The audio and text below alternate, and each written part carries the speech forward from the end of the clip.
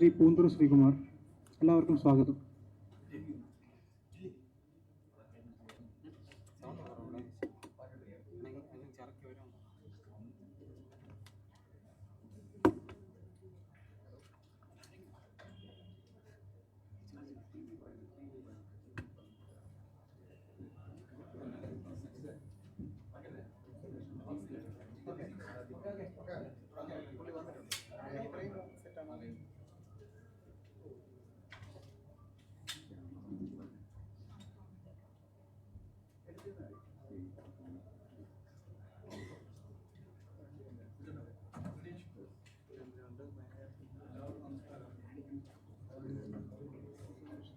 എല്ലാവർക്കും നമസ്കാരം.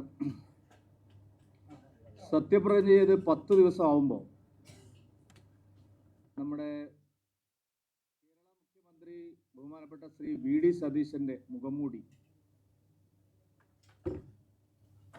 അഴിഞ്ഞു വീണ് തകർന്നിരിക്കുകയാണ്. പൂക്കി മുഖ്യമന്ത്രി എന്നും അദ്ദേഹത്തിൻ്റെ ക്ഷേത്ര ദർശനത്തിൻ്റെ ഒക്കെ വാഴ്ത്തിപ്പാട്ടുകാർ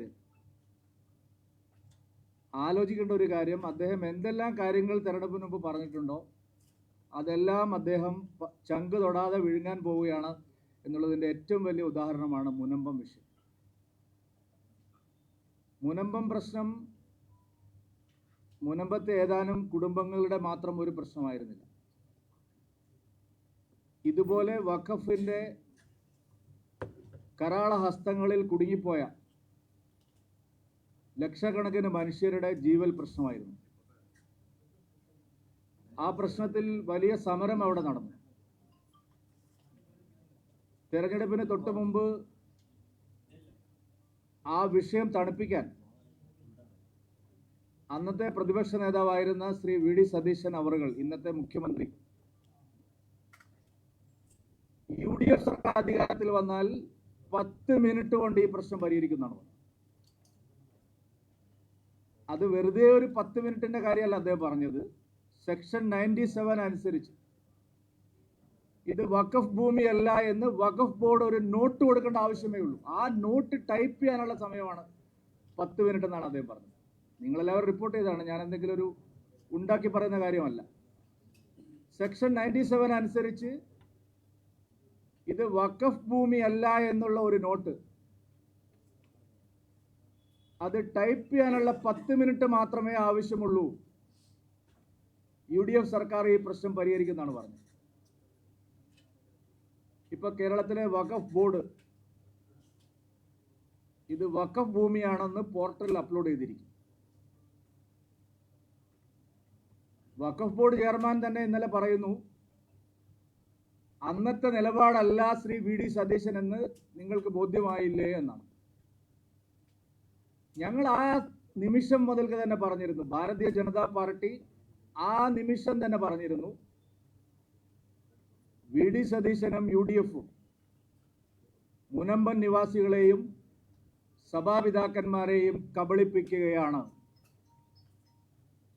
മുനമ്പം സമരത്തിന് പിന്തുണ നൽകുകയും ആ സമരത്തിന്റെ ചാലക ശക്തിയായി പിന്നിൽ പ്രവർത്തിക്കുകയും ചെയ്ത സഭാപിതാക്കന്മാരെ എല്ലാം ശ്രീ വി ഡി സതീശൻ കബളിപ്പിക്കുകയാണ്, പച്ചയായി കബളിപ്പിക്കുകയാണെന്നാണ് അന്ന് BJP പറഞ്ഞത്. ഞങ്ങളുടെ സ്റ്റാൻഡ് വളരെ ക്ലിയർ ആയല്ലോ ഇപ്പോൾ. കാരണം UDF അതിൻ്റെ നൈസർഗികമായിട്ടുള്ള ജൈവഘടന ഇത്തരത്തിലുള്ള മതമൗലികവാദ നിലപാടുകളോടൊപ്പമാണ്. മുസ്ലിം ലീഗിനെയും ജമാഅത്തെ ഇസ്ലാമിയെയും വെറുപ്പിച്ചുകൊണ്ട് ഒരു തീരുമാനവും എടുക്കാൻ കഴിവില്ലാത്ത മുഖ്യമന്ത്രിയാണ് Shri V D Satheesan. 10 minute കഴിഞ്ഞ് 10 ദിവസമായി. ഈ വഖഫ് പോർട്ടലിൽ ഇത് എങ്ങനെ അപ്ലോഡ് ചെയ്യപ്പെട്ടു എന്നുള്ളതിനെ സംബന്ധിച്ച് അദ്ദേഹം ഒരു പ്രതികരണം നടത്തിയിട്ട്, അതിൽ അപ്ലോഡ് ചെയ്യണമെങ്കിൽ പൊസഷൻ സർട്ടിഫിക്കറ്റും ടാക്സ് റെസീറ്റും വേണം. ബഹുമാനപ്പെട്ട കേരള ഹൈക്കോടതി ഡിവിഷൻ ബെഞ്ച് ഈ വിഷയത്തിൽ സുചിന്തിതമായൊരു നിലപാടെടുത്തതാണ്. സ്റ്റാറ്റസ് കോ മെയിൻറ്റെയിൻ ചെയ്യണമെന്ന് പറഞ്ഞതാണ്. നിലവിൽ മുനമ്പത്തെ വീട്ടുകാരുടെ കൈവശ സർട്ടിഫിക്കറ്റും അവരുടെ പേരിലുമാണ് ടാക്സ് റെസീറ്റും. പിന്നെ എന്ത് വ്യാജരേഖ ഉണ്ടാക്കിയാണ് ഇപ്പോഴത്തെ വഖഫ് ബോർഡ് ഈ പോർട്ടലിൽ ഇത് അപ്ലോഡ് ചെയ്തിരിക്കുന്നത്? ശ്രീ വി ഡി സതീശൻ അന്വേഷിച്ചോ? ഇപ്പോഴത്തെ വഖഫ് ബോർഡ് തന്നെ നിയമവിരുദ്ധമായിട്ടാണ് ശ്രീ പിണറായി വിജയൻ, അന്നത്തെ മുഖ്യമന്ത്രി, ഉണ്ടാക്കിയിട്ടുള്ളത്. പുതിയ വഖഫ് അമെൻമെന്റ് ആക്ട് അനുസരിച്ച് 2 നോൺ മുസ്ലിം മെമ്പേഴ്സ് വേണം അതിൽ. അതില്ലാതെയാണ് തിടുക്കത്തിൽ തെരഞ്ഞെടുപ്പിന് 3 മാസം മുമ്പ് ശ്രീ പിണറായി വിജയൻ സർക്കാർ വഖഫ് ബോർഡിനെ നോമിനേറ്റ് ചെയ്തത്. ഇതറിയാത്ത ആളാണോ വി ഡി സതീശൻ? ആ വഖഫ് ബോർഡിന് നിയമസാധുതയില്ല. ശ്രീ വി ഡി സതീശന് ആത്മാർത്ഥതയുടെ ഒരു കണികയെങ്കിലും ബാക്കിയുണ്ടെങ്കിൽ ഈ വഖഫ് ബോർഡിനെ അദ്ദേഹം പിരിച്ചുവിടണം. ഇത് വഖഫ് ഭൂമിയല്ല എന്ന് എഴുതിക്കൊടുത്താൽ മാത്രം മതി എന്ന് പറഞ്ഞ വാഗ്ദാനത്തിൽ ഇപ്പോഴും ശ്രീ വി ഡി സതീശൻ ഉറച്ചു നിൽക്കുന്നുണ്ടോ? ഉണ്ടെങ്കിൽ ഈ പ്രശ്നത്തിന് ശാശ്വതമായ പരിഹാരമായി. അതല്ലെങ്കിൽ ഇത് ഇനിയും നിയമക്കുരുക്കുകളിലേക്ക് പോകും. അതുകൊണ്ട് ഈ വിഷയത്തിൽ UDFന്റെയും മുഖ്യമന്ത്രിയുടെയും നിലപാട് എന്താണ്? ഈ പ്രശ്നം ആളിക്കത്തിയ സമയത്ത് ബഹുമാനപ്പെട്ട കുഞ്ഞാലിക്കുട്ടി സാഹിബും ബഹുമാനപ്പെട്ട പാണക്കാട് തങ്ങളുമെല്ലാം സ്റ്റേക്ക് ഹോൾഡേഴ്സുമായിട്ട് ചർച്ച നടത്താൻ തയ്യാറായിരുന്നു. അരമനയിൽ പോയി ഞങ്ങൾ സഹായിക്കാമെന്ന് വാഗ്ദാനം നൽകിയതാണ്. അപ്പോൾ അവരുടെ നിലപാട് എന്താണ്? ഇപ്പോൾ അവരുടെ നിലപാട് മറികടന്നുകൊണ്ട് ഒരു നിലപാട് ഈ വിഷയത്തിൽ ശ്രീ വി ഡി സതീശൻ എടുക്കാൻ സാധിക്കുമോ? കേരളം ചോദിക്കുന്ന പ്രധാനപ്പെട്ട ചോദ്യം ഇതാണ്. ഈ മുനമ്പത്തെ വഖഫ് പ്രശ്നത്തിലും അനുബന്ധമായിട്ടുള്ള വഖഫ് കയ്യേറ്റങ്ങളിലും കോൺഗ്രസിന്റെ മുഖ്യമന്ത്രി ശ്രീ വി ഡി സതീശന് എന്ത് നിലപാടാണുള്ളത്? അതറിയാൻ കേരളത്തിലെ ജനങ്ങൾക്ക് താല്പര്യമുണ്ട്. ആ ചോദ്യമാണ് ഞങ്ങൾ ഉന്നയിക്കുന്നത്. ആത്മാർത്ഥതയുടെ ഒരു അംശമെങ്കിലും അദ്ദേഹത്തിന് ബാക്കിയുണ്ടെങ്കിൽ താൻ പറഞ്ഞ വാഗ്ദാനം 10 മിനിറ്റ് കൊണ്ട് ഇത് വഖഫ് ഭൂമിയല്ല എന്നുള്ള കാര്യം ഒരു നോട്ട് എഴുതി കൊടുക്കാൻ തയ്യാറാവുകയാണ് വേണ്ടത്. അതിന് അദ്ദേഹം തയ്യാറാവുമോ എന്നുള്ള ചോദ്യമാണ് ഞങ്ങൾ BJP ഉന്നയിക്കുന്നത്.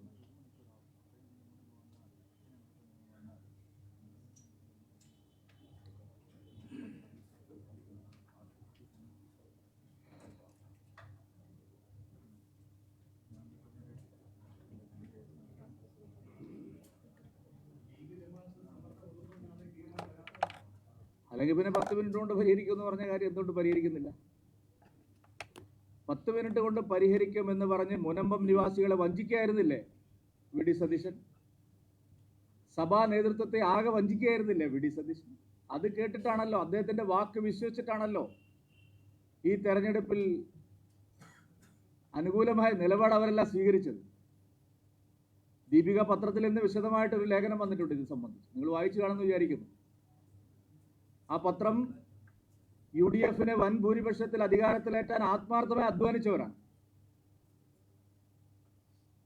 അവർക്ക് എന്താണ് പറയാനുള്ളത്? അത് എന്തുകൊണ്ടാണ് അവരങ്ങനെ ഒരു നിലപാട് സ്വീകരിച്ചത്? വി ഡി സതീശൻ പറഞ്ഞാൽ വാക്ക് പാലിക്കുന്ന ആളാണ് എന്നുള്ള ഒരു ബോധ്യം അവരെ ബോധ്യപ്പെടുത്താൻ കോൺഗ്രസിന്റെ PR ടീമിന് സാധിച്ചു. വളരെ വഞ്ചനാപരമായ നിലപാടാണ് ഇക്കാര്യത്തിൽ എടുത്തിരിക്കുന്നത്.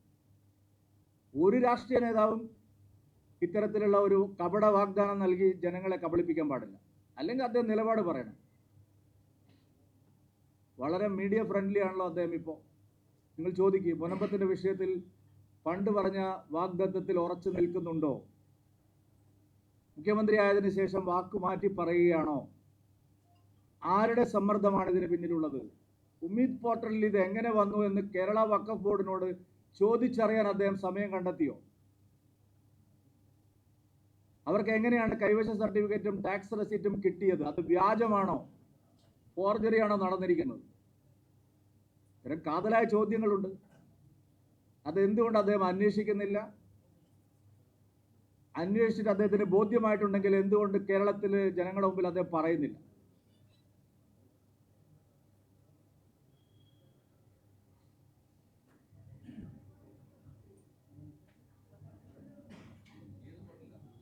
അത് അവരുടെ ഉമ്മീദ് പോർട്ടൽ എന്ന് പറയുന്ന ഒരു പോർട്ടൽ. ഞങ്ങൾ ഇന്നലെയാണ് ആ വാർത്ത കണ്ടത്. ഇപ്പൊ ഈ ഗവൺമെന്റ് വന്ന് ഇന്നലെയാണെന്ന് എനിക്ക് തോന്നുന്നു. ഇന്നലെ വഖഫ് ബോർഡ് ചെയർമാന്റെ പത്രക്കുറിപ്പ് നിങ്ങൾ കണ്ടില്ലേ? അദ്ദേഹം പറഞ്ഞല്ലോ, ആ പത്രക്കാർ ചോദിച്ചല്ലോ അദ്ദേഹത്തോട്, അദ്ദേഹം പറഞ്ഞത് VD സതീശൻ ഇപ്പോൾ ആ നിലപാടുണ്ടോ എന്ന് നിങ്ങൾക്ക് അറിയണമെന്നാണ് ചോദിച്ചത്. അപ്പൊ അദ്ദേഹത്തിന് മനസ്സിലായിട്ടുണ്ടാവും അടിയന്തരമായിട്ട് ഈ വഖഫ് ബോർഡിനെ പിരിച്ചുവിടണം. നിയമവിരുദ്ധമായിട്ടുണ്ടാക്കിയ വഖഫ് ബോർഡാണ്.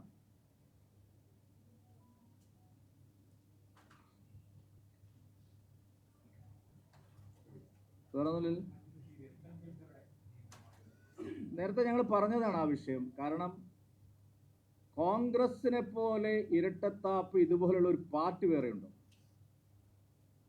നമുക്ക് 10 ദിവസത്തിനുള്ളിൽ നടന്ന ഒരു കാര്യമാണ്. ബംഗാളിൽ CEO-യെ ചീഫ് സെക്രട്ടറി ആക്കി 9-ാം ദിവസം കേരളത്തിൽ ശ്രീ VD സതീശൻ കേരള CEO-യെ തന്റെ പ്രൈവറ്റ് സെക്രട്ടറി ആക്കിയിരിക്കും. എന്താണ് അതിനുള്ള ന്യായീകരണം? അപ്പോൾ ബംഗാളിലെ പാർട്ടി വേറെയാണോ, കേരളത്തിലെ പാർട്ടി വേറെയാണോ? അതല്ല, അഖിലേന്ത്യാ പാർട്ടി. എനിക്ക് സാധാവം തോന്നുന്നത് KC വേണുഗോപാൽജിയോട്. പാവം, അദ്ദേഹം രാഹുൽ ഗാന്ധി പറയുന്നത് കേട്ടിട്ട് എന്തുമാത്രം ബളം വെച്ചിട്ടുണ്ട്. അദ്ദേഹം ഇപ്പൊ പറഞ്ഞു ഞാൻ ഇതിലൊന്നും ഇടപെടുന്നില്ല എന്നാണ്. പാർട്ടിക്കൊരു നയമില്ലേ? വോട്ട് ചോരിയാണ്, ഇന്ത്യയിലാകെ തെരഞ്ഞെടുപ്പ് കമ്മീഷൻ BJP-യെ സഹായിക്കുകയാണ്, SIR-ൽ അട്ടിമറിയാണ്. ആരാണ് ഇതൊക്കെ പറഞ്ഞത്? ഞങ്ങളാരും പറഞ്ഞിട്ടില്ല. ഞങ്ങൾ കേരളത്തിൽ തോറ്റപ്പോൾ UDF ജയിച്ചപ്പോൾ ബാക്കി എല്ലാവരെക്കാളും കൂടുതൽ 102 സീറ്റ് UDF-ന് കിട്ടിയപ്പോൾ ഇത് വോട്ട് ചോരിയാണെന്ന് ഞങ്ങളാരും പറഞ്ഞിട്ടില്ല. പക്ഷെ ഞങ്ങൾ ജയിക്കുന്നിടത്തെല്ലാം വോട്ട് ചോരി എന്ന് പറയുന്ന രാഹുൽ ഗാന്ധിക്ക് നാണമുണ്ടോ? കേരളത്തിന്റെ തെരഞ്ഞെടുപ്പ് പൂർണ്ണമായിട്ട് നടത്തിയ ഒരാൾ എന്ത് പാരിതോഷികത്തിന്റെ പേരിലാണ് നിങ്ങൾ? VD സതീശൻ വെച്ചിരിക്കുന്ന എല്ലാവരും ഓരോരോ കാരണങ്ങൾ കൊണ്ട് പാരിതോഷികമായി വെച്ചിരിക്കുന്നതാണ്. ഞാൻ നിങ്ങൾക്ക് ചിലപ്പോൾ അസ്വസ്ഥത ഉണ്ടാകുന്ന കാര്യമായിട്ട് ഞാനത് പറയുന്നില്ല. അദ്ദേഹം നിയമിച്ചിരിക്കുന്ന എല്ലാവരെയും നിങ്ങൾ എടുത്തു നോക്കിയാൽ കഴിഞ്ഞ ആഴ്ച വരെ AICC-യെ ബള്ളു പറഞ്ഞിരുന്ന ഒരാള് മുഖ്യമന്ത്രിയുടെ ഓഫീസിൽ ഇരിക്കുകയാണ് ഇപ്പോൾ. കഴിഞ്ഞ ആഴ്ച വരെ നിങ്ങളെല്ലാവരും കണ്ടതാണ്, ഞാൻ ഒരു കള്ളം പറയുന്നതല്ല.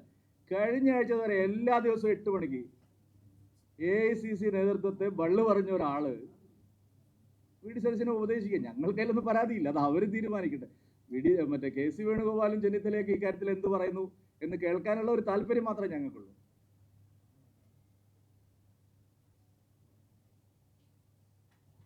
Thank you. വേറൊന്നുമില്ല.